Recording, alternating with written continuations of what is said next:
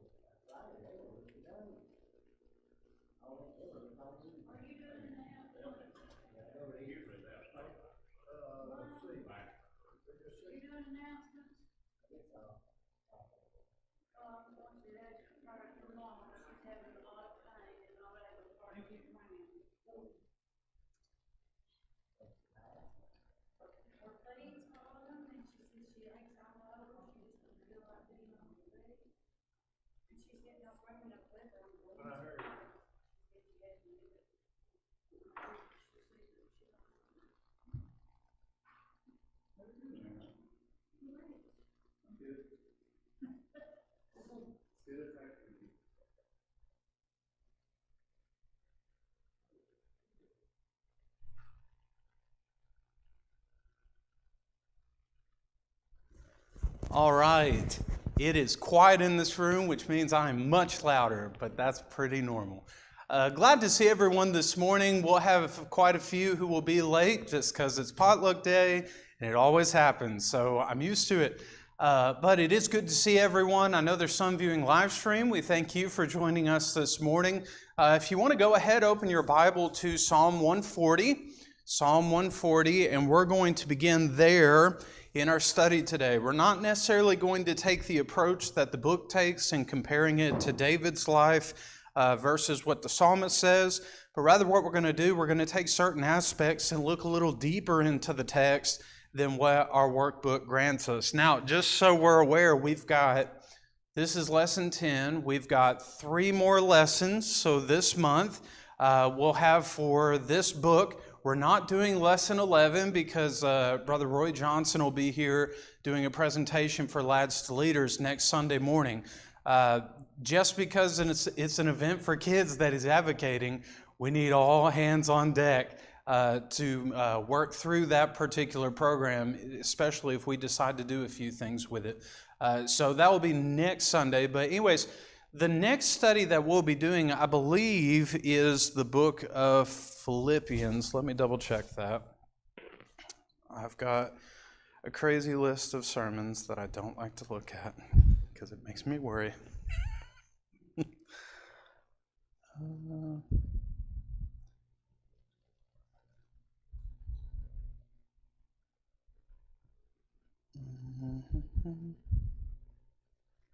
Morning. Oh, no, sorry. Wrong text. First and Second Chronicles is the next lesson series. I'm going to make sure that now I'm confused because I don't think I saved this in the right order. It's either going to be Philippians or Biblical Families. I'm not sure what the next one is. But if you want to start reading, actually, I'll just let you know before I give you stuff that you don't need to read. I mean, the Bible's always good to read. That's a wonderful way to start out the morning. I thought I was together. Okay, let's begin with a word of prayer, and then we'll dive into Psalm 140. Brother Lum, can you lead us in that prayer?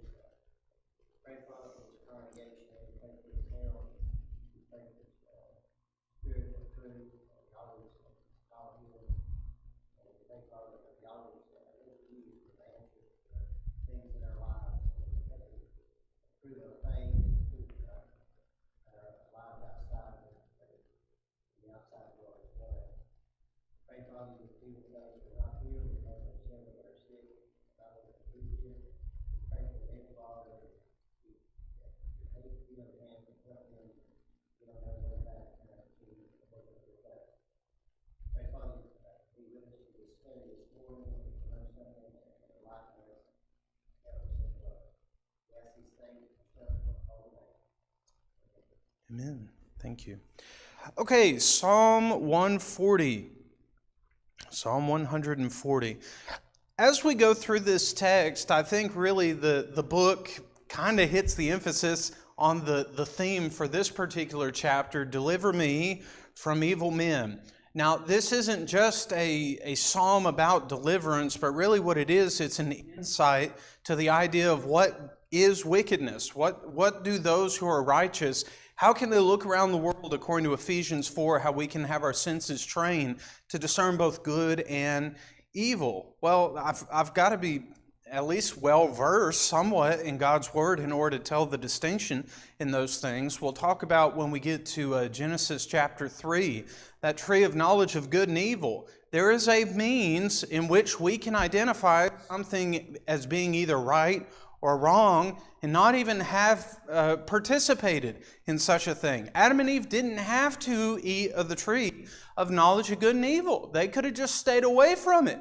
Now, if you listen to a lot of younger people today, they'll say, well, while you're young, you need to do what? Live it up. Live it up while you're young, because once you get old, you can't do anything. Well, sometimes I find out you don't have enough money when you're younger, so you can't really do anything anyway. So,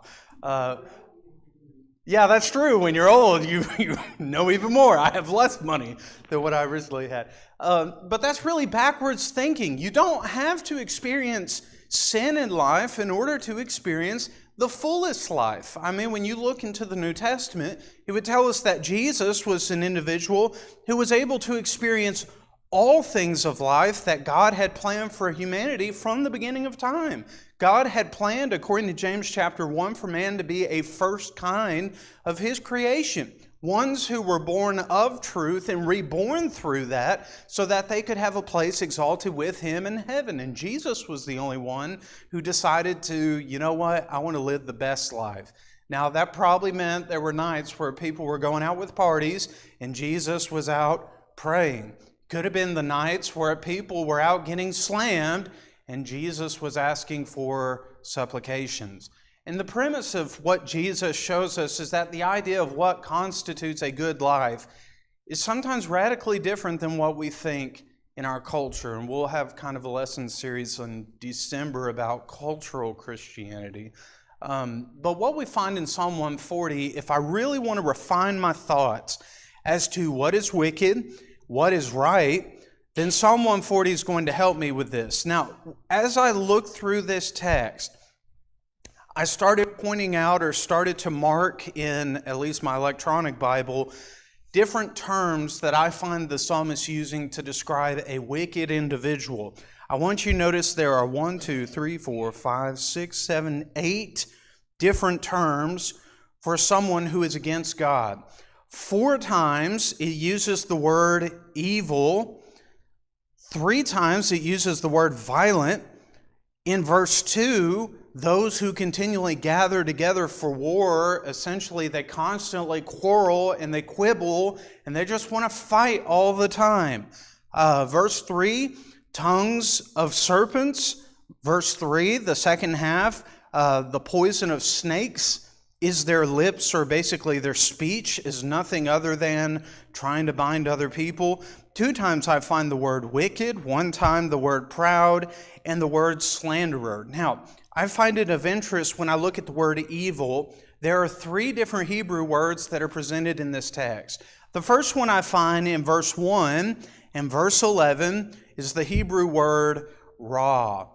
If you think Egyptian mythology, Amun-Ra was a extreme deity, a heightened deity, somewhat equivalent to Zeus, but not quite that powerful in Egyptian mythology. But in the Hebrew, the word Ra is one who is of small worth or a reprobate. Now, small worth, we're not talking about value, but we're talking about in the grand scheme of how much they actually contribute to human history or human development. Very small worth. Wickedness really has no place of being in this life. All it does is it takes man backwards. You know, I've heard someone say in sermons many times, if you take the word live, how God anticipates us to live, L-I-V-E, you turn life backwards and you live it the wrong way, it is evil. That's the idea. Someone who is walking backwards rather than going the way they ought to go. So when I look at verse number 1, deliver me, O Lord, from men who live backwards. Verse number 11, I find this word again by saying, let not a slanderer be established in the earth. Let those who live backwards hunt the violent man to overthrow him. So my first use of the word evil, one who lives contrary to the right way. Our second word for evil is an extended word for ra, but it is ra'ah. This word means one who brings about disaster or wickedness. Notice in verse number 2, those who plan evil things in their heart. Quite literally, those who plan disastrous things in their heart. Now, anybody ever had a plan that you swore up and down, man, that's a good plan. This is a good plan. This is solid. This is solid. This is going to check out. And then when you start going through the plan, the ship is sinking. Oh no, oh no. We need to jump overboard. Nope, I am going down with this ship. There's no one taking me, and then you learn your lesson. Sometimes we don't have good plans. Well, the wicked, or at least the evil men, those who are living backwards, are people who plan things that ultimately in the long run are destructive. Now, we're going to come back to that idea because there's a principle where if we're not careful, it's not that it would be considered wickedness. There's some things in the Bible that it doesn't call some things wicked, but it calls them foolish because it's kind of counterintuitive. But we'll talk about that when we get to the back half. So when I look at verse number 2, those who plan disastrous things, ra'ah, in their hearts. And then word number 3 for evil in verse number 9. As for the head of those who surround me, let the amal of their lips cover them. The word amal in the Hebrew is literally one who brings about downfall or miseries or misfortunes. So let's read that again. As for the head of those who surround me, let the misfortune of their lips cover them. There is a terrible concept that people tend to joke around and they don't really know the full implications of what they're saying. But they talk about karma. You know, you say something and then it comes back and it gets you again. Really, if you look into the idea of karma, it is wicked, it is sinful, and it shouldn't even be stated. But the idea that irony is a better way of saying it. The wicked are individuals who will say certain things, and the psalmist is saying, I pray, Lord, that the misfortunes that they wish upon the righteous will ultimately come to them. And it will. Because ultimately, when we think of wicked individuals that we're going to read about through here, they're described as individuals who have this mindset, I am invincible, but at the end of time. No, they're not. Yes, Brenda.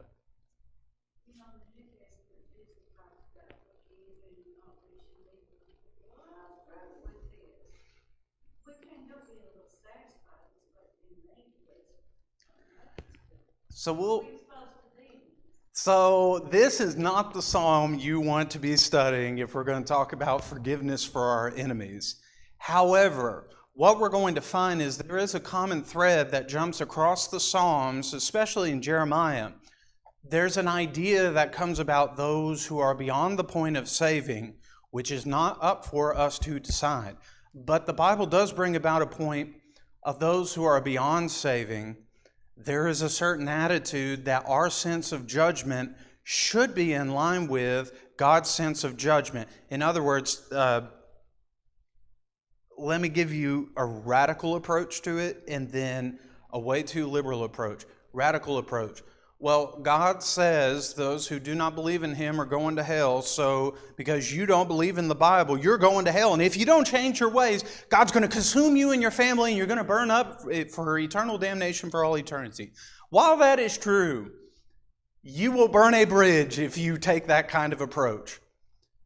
But there's also another side to this. What if I don't like the fact that some of my family members are lost? Some of my own brethren are wayward. Some of my own sisters are wayward as well. And I choose to, they'll come around. It's okay, God, just be patient with them. It's all right. We can't tiptoe around sin either. There is a sense where God's judgment and His justice comes together at one spot. And if we're not careful, we might actually be allowing or permitting people, because we're not trying to push the envelope any.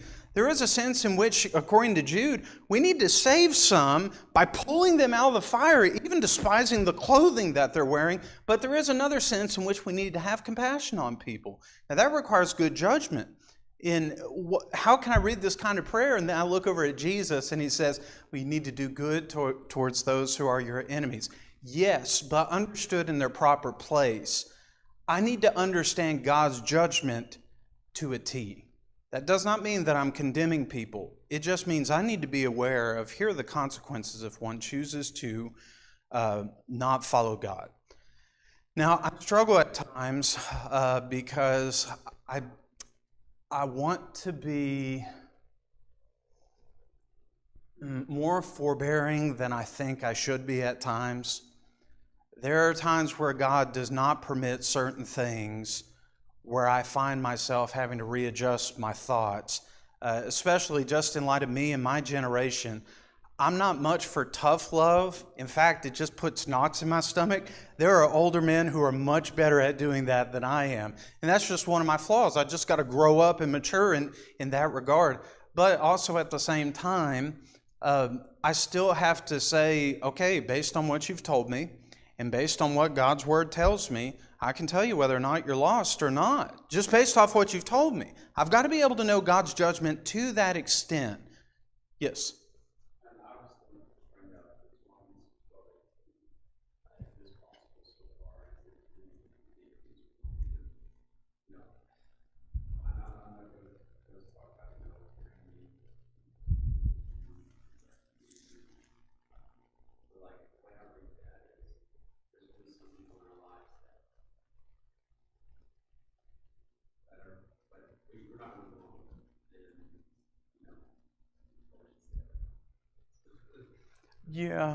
Yeah. Can I address that text when we get to the conclusion of this? Because I don't want to talk about that just yet. That is important. In dealing with being peaceable with all men, but also how do we work with feeling satisfaction when justice is served, as opposed to maybe not have feelings of maybe feeling happy that someone gets just dues, if that makes sense. Psalm 140 simply paints this. When we get to the end, then we're going to talk about all those things combined. it paints the picture of this is ultimately what wickedness against God is. There's a couple of different psalms that I find across the text that bring about this same idea. Psalm 11 is one of them. Psalm 49 is another, and also Psalm 5 is another one. And we'll look at some of those here in a moment. But there are four different things, or four different ways that I find this text dividing itself, with verse 12 and 13 kind of standing by itself. Because what the psalmist is doing, he's painting this idea, and I'll just go ahead and kind of give some of these brief points. In verse 1 through 3, a poison that diseases itself. A poison that diseases itself. He describes them as, deliver me, O Lord, from evil men, preserve me from violent men. Quite literally, individuals who cause, some of the verse references that came with violent was quite literally people who were stabbing each other and killing each other. Keep me from people who just seek to do me harm. Deliver me from people who truly are worthless in the long scheme of things, who plan destructive things in their hearts. They continually gather together for war. They sharpen their tongues like a serpent, and the poison of asp or snakes is under their lips. I think about this idea of a violence of sorts. People who kill each other. Now, we're not in Genesis 6. It's going to be a while before we get there. But if you look at verse 11 and 13 of chapter 6, God would say, well, really, he would say it in verse 3 and following, I'm sorrowful that I've even made man. The earth is corrupt. Verse 11, it would say they filled the earth with violence. Verse 13, they have corrupted everything by their violence. It's almost like Genesis 4 on steroids. People are so boastful and prideful. According to verse 4, men of renown, or at least giants who thought they were invincible. This type of poison of these kind of individuals not only corrupts everything around them, the reason everything around them is corrupt is because they themselves are the very source. So if I'm looking at these individuals, now let's look at it on the flip side. What if I am an evil man? What if I am violent? What if I continually just plan destructive things in my heart? All I want to do is just fight and fight and fight and fight. That kind of mentality is nothing but, verse number 3, it's a poison to the mind. All it does is bring about anxiety. It makes people envious, boastful, jealous, prideful, arrogant at times, and we're going to see that a little bit later. But when I look at that kind of lifestyle, these are individuals who may find themselves saying that they fear God, but then if they were put into certain situations, they would actually violate what God had taught them. There's a weird text in Genesis 34, where you find a foreigner basically raping the daughter of Jacob, being Dinah is the name, Dinah and the men of Shechem. And the man, after he raped her, would go to the father and said, look, I love this woman. I want to make restitution. I want to make things right. I know what I did was not good. I was burning in passion towards her, but I want to make things right. But it would also tell us in the text that Simeon and Levi had a burning grudge against what he had done to their sister.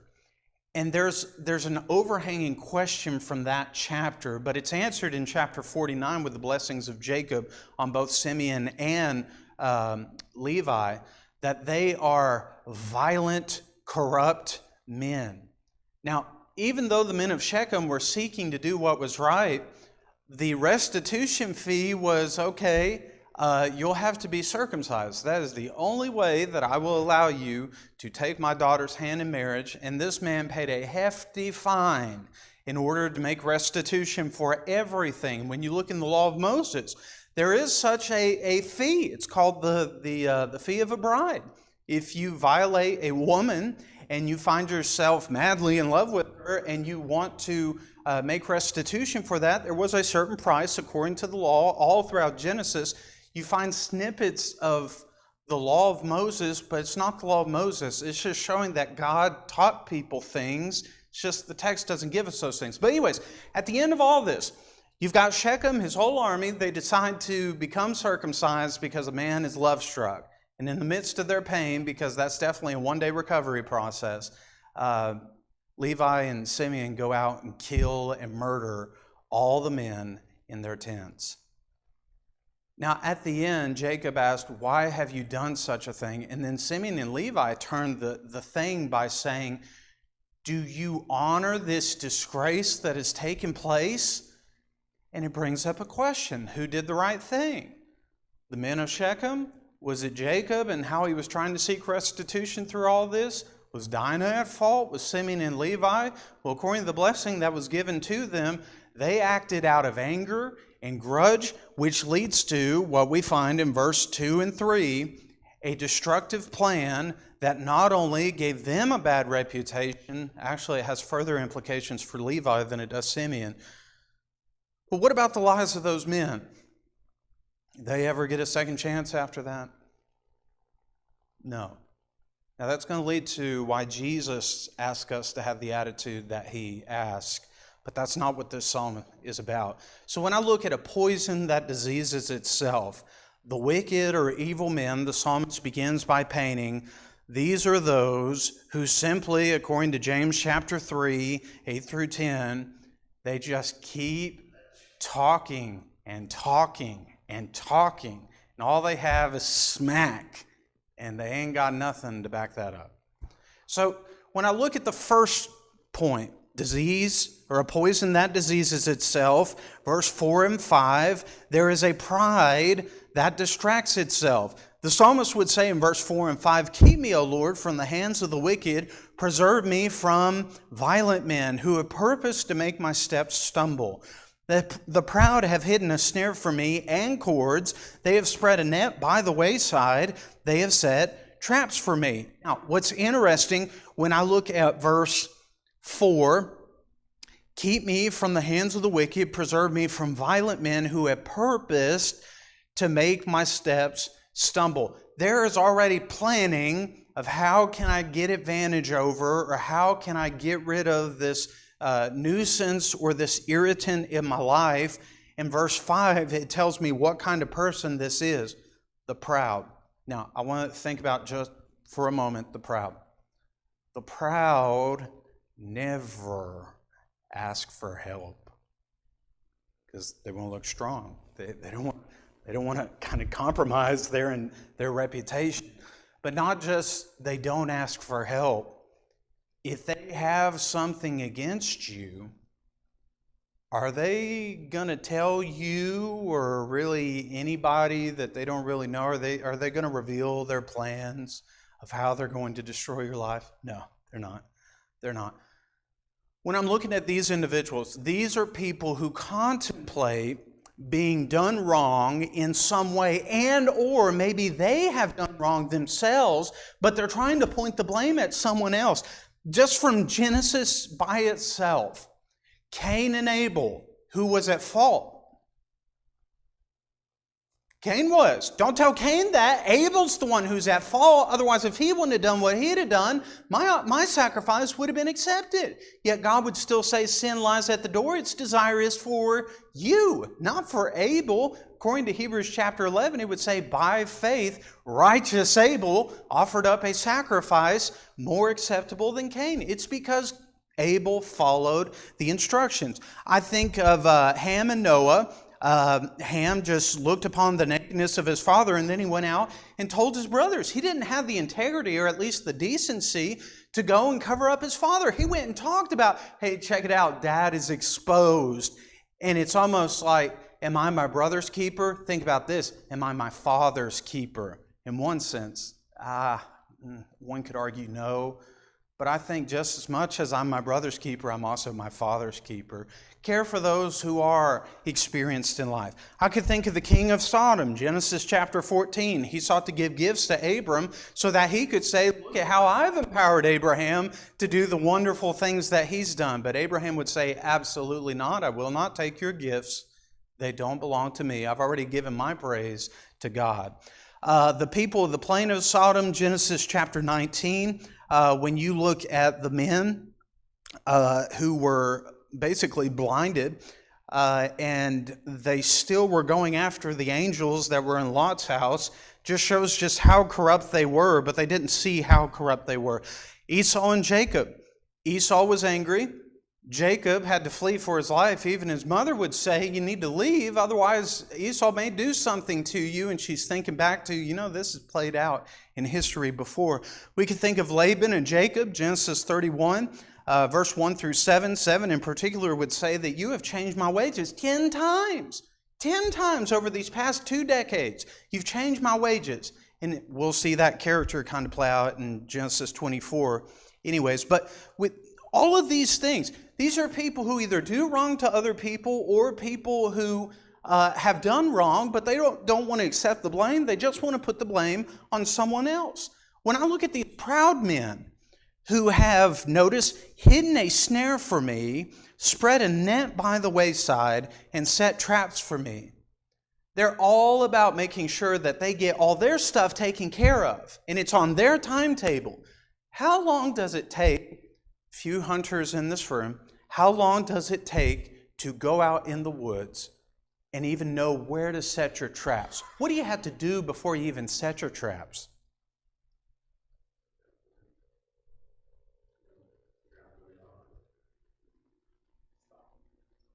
Stalk them?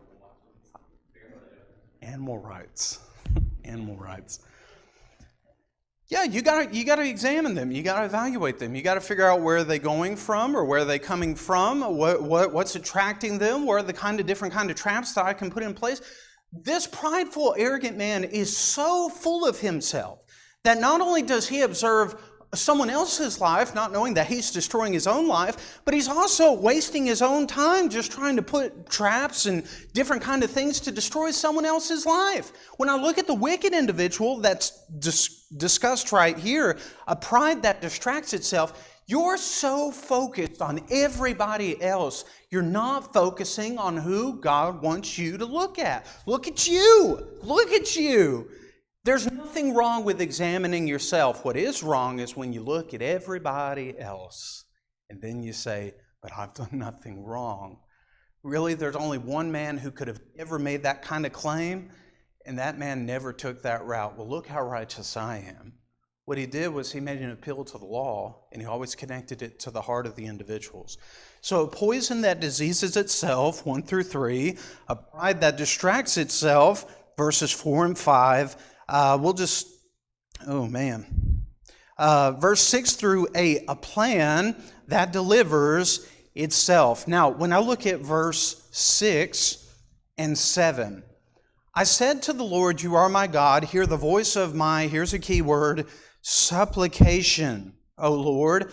O God, the Lord, the strength of my salvation, you cover my head in the day of battle. Now, this isn't just like someone saying, shh, shh, shh, it's going to be okay, there's loud sounds outside. This is someone who quite literally says, I have a bunker here for you. The world is about to turn upside down in your life. You need to get in here. I'm going to protect you from what you're about to go through. I want you to notice what he's asking for. Number 1, I said to the Lord, you are my God. Here's what the wicked say. There is no God. I'm God. Supplication. To what extent does we'll say the nutrients of those who are well provided for in life, how long do physical possessions last? It's only a matter of time. They don't. That's the point. You rely on your own sources because you're your own God. God's not going to bless you. You depend on yourself. You depend on your own resources. Oh God, the Lord, the strength of my salvation. What's going to save me at the end of the day? Well, the almighty dollar is what's going to save me. I've been planning for this moment. I've worked hard all my life for this moment. Who are you to say that it's not rightfully mine? Well, I know someone who does, God. But the wicked won't buy it. And then you have covered my head in the day of battle. You find yourself in a distressing time in life. You've depended on yourself the entire way, and then you get to the end of your life. You're standing there on Judgment Day. God's about to give the decree, and there's those who are covered by the blood of Jesus who are being told, enter in, thou good and faithful servant. That's that bunker that he's talking about. God says to you, no.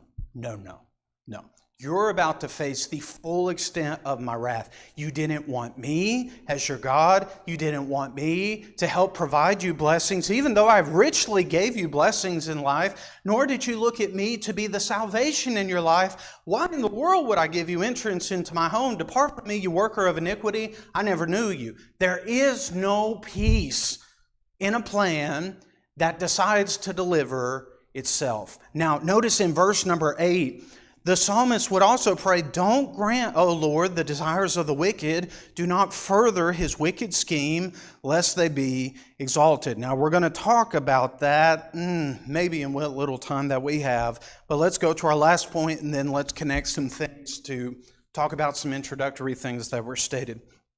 Verse 9 through 11. A people that destroys itself, a poison that diseases itself, a pride that distracts itself, a plan that delivers itself, and a people that destroys themselves. We're going to look at verse 9 through 11. As for the heads of those who surround me, let the evil of their lips, those misfortunes, or basically they say one thing, but it will come back to them, cover them. Let burning coals fall upon them. Let them be cast into the fire, into deep pits, that they rise not up again. Let not a slanderer be established in the earth. Let evil hunt the violent man to overthrow him. And I've got a point here that destroying the righteous is not only the main aim for the wicked. If you're all about me, myself, and I, everybody's an enemy. Doesn't matter how long you have known them. Doesn't even matter if they know the one true living God. If you're not me, then you're my enemy.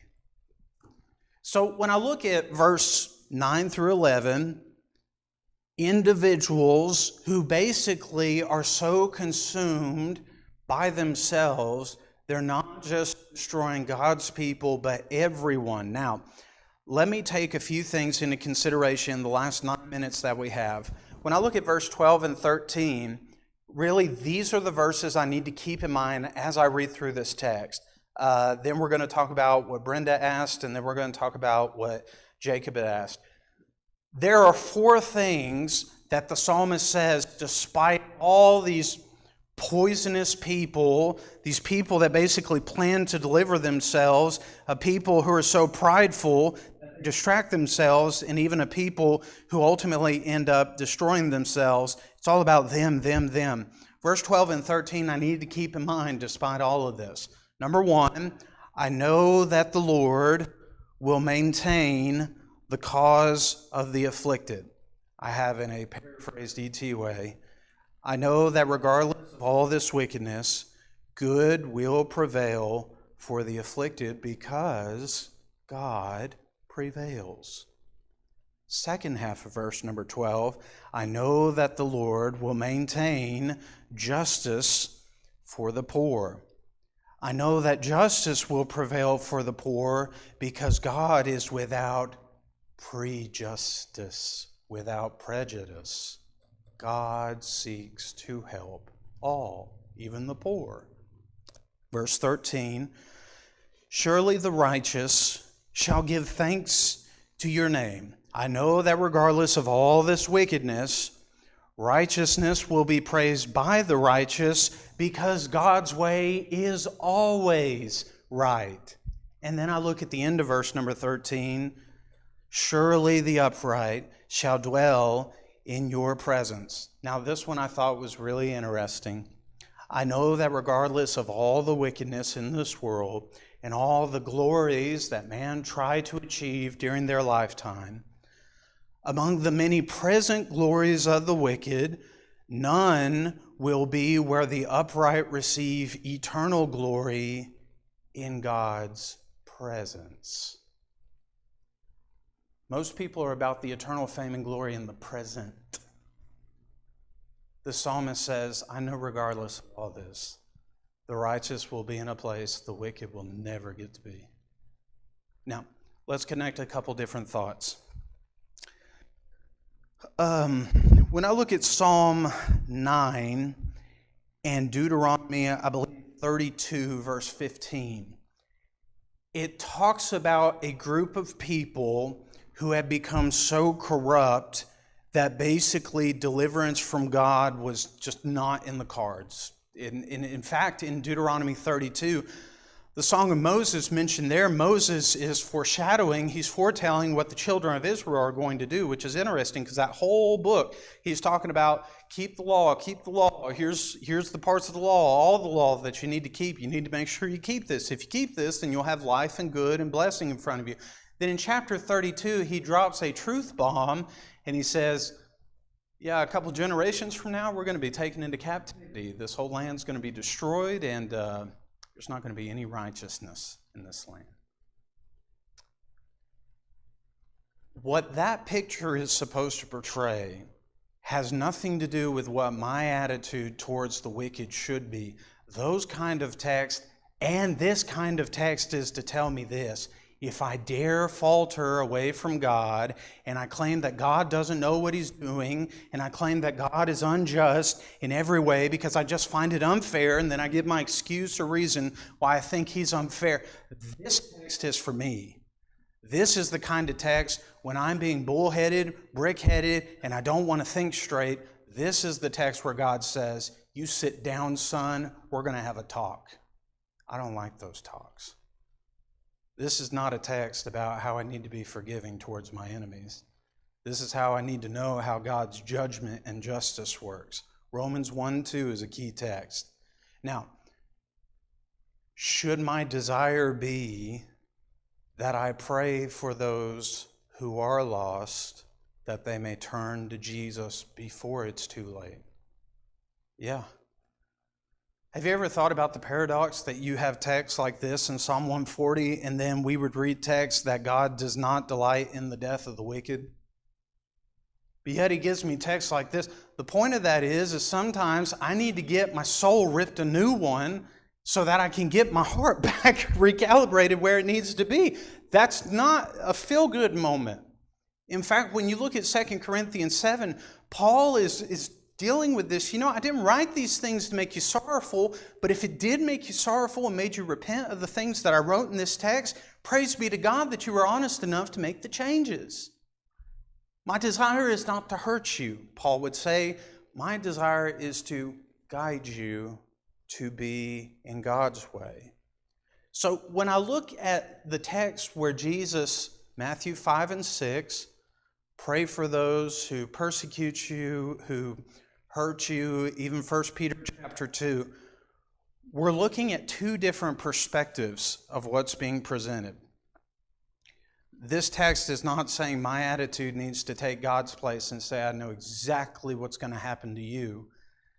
Maybe, but that's not my place. Even Paul would say, even in living righteously, just because I say that I'm saved and I'm right with God, God ultimately is the judge. Even Paul understood my current standing, I can come to this conclusion that I am okay, but what if at the judgment I find out I'm not? Now we go to as much as is peaceable within you, as much as depends on you, live peaceably with all men, Romans 12, verse 18. When I look at Matthew 5, we have 2 minutes. Matthew chapter 5, actually we have 1 minute. If I say 2 minutes, it'll be 4 minutes. Trying to get better on time. When I look at Matthew chapter 5 and I look at all of those blessings, notice verse number 9. Blessed are the peacemakers. Now, what's the blessing for people who strive for peace? They shall be called what? Children of God. Sons of God. I go back to John chapter 1. Jesus gave mankind the right to become sons of God. Romans chapter 8, the creation has been groaning ever since Genesis chapter 3, waiting for this time where the sons of God, the redeemed of God, have come on the planet. Our goal should never be that I am so irate and angry at you that I can't think straight and I want to destroy your life. 1 Corinthians 6 would say you are a child and you have no place of making decisions in those moments. You're only bringing harm to the church. But what God does call us to be as children of God, even if it hurts. Souls need to be the first and foremost focus on our minds. When we find ourselves in a moment when we want to bite back, or we want to punch someone, or we just want to yell at them, I need to think very quickly before I even say anything.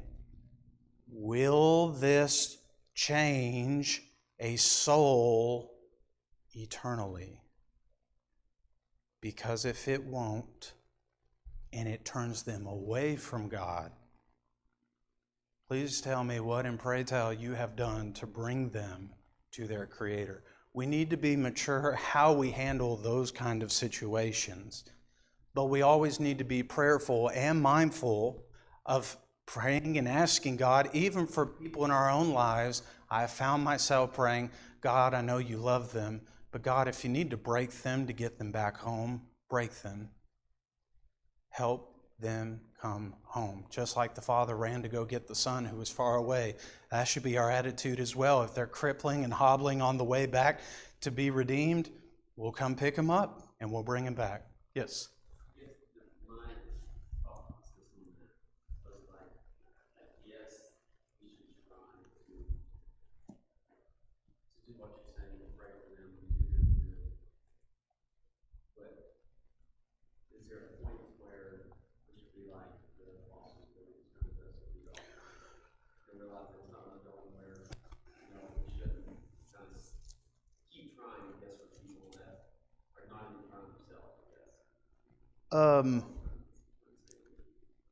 When we come back 2 weeks from now, our psalm is 146. That kind of... We'll talk about that 2 weeks from now when we come back, because I think that deals with an aspect of mature Christianity that I feel like a lot of people just kind of either throw off the wayside. They don't really want to talk about, but even younger people need to know how to deal with that so that they don't do the same things we've done in our past. But really good questions. Great discussion today. We'll be back in about 14 minutes for our morning worship.